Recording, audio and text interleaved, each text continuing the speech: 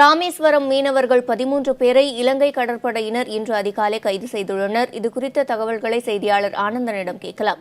ஆனந்தன், கைது செய்யப்பட்ட 13 மீனவர்கள் தற்போது எங்கு அழைத்து செல்லப்பட்டிருக்காங்க? அவங்களோட விவரம் பற்றி தெரிய வந்ததா? சிவரஞ்சனி, நேற்று ராமேஸ்வரத்திலிருந்து 600க்கும் மேற்பட்ட விசைப்படகுல மீனவர் மீன் பிடிக்க போனாங்க. இவங்க கச்சதீவுக்கு அருகே மீன் பிடிச்சிட்டு இருக்கும்போது நள்ளிரவுல, அதாவது ஒரு 11 மணி அளவில் 2 படகு, ராமேஸ்வரத்தை சேர்ந்த 2 படகையும் 13 மீனவர்களையும் கைது செய்த இலங்கை கடற்படையினர், அதாவது மன்னார் கடற்படை முகாமில் வச்சு விசாரணை நடத்திட்டு வரதா தகவல் வெளியாயிருக்கு சிவரஞ்சனி. அதே போல நெடுந்தீவு அருகேயும் 9 மீனவர்களையும் 2 படகையும் சிறைப்பிடிச்சிருக்காங்க. ஆனா இன்னும் அவங்கள கரைக்கு கொண்டுட்டு போகல அப்படின்னு சொல்லி அங்க உள்ள தகவல் வெளியாயிட்டு இருக்கு சிவரஞ்சனி. ஆனந்தன், கச்சத்தீவு திருவிழா நடைபெற உள்ள நிலையில இந்த கைது நடவடிக்கையை மீனவர்கள் எப்படி பாக்குறாங்க?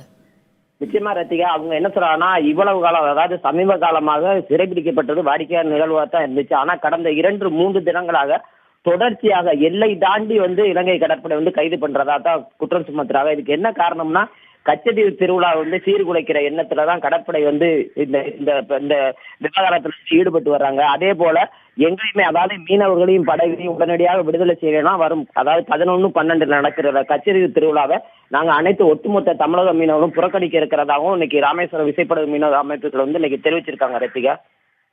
ஆனந்தன், இந்த வாரத்துல மட்டும் 3 முறை மீனவர்கள் தொடர்ந்து கைது செய்யப்பட்டிருக்கிறார்கள். இந்த நிலையில மீனவர்கள் யாரிடமெல்லாம் புகார் தெரிவிச்சிருக்காங்க? இதுக்கு அடுத்த கட்ட நடவடிக்கை என்னவாக இருக்க போறது?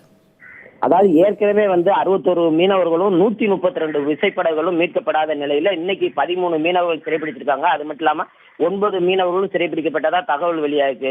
இந்த பகுதி மீனவர்களும் அமைப்புகள், அந்த சங்க தலைவர்களும் மீன்வளத்துறை அமைச்சரை நேற்று தொடர்பு கொண்டிருக்காங்க. ஆனா தொடர்பு கொள்ள முடியல. ஆனா மீன்வளத்துறை இயக்குனர் புகார் கொடுத்திருக்காங்க. அதே போல இங்கு உள்ள, அதாவது ராமநாதபுரத்தில் உள்ள மீன்துறை உதவி இயக்குநர்த்தையும் கொடுத்திருக்காங்க.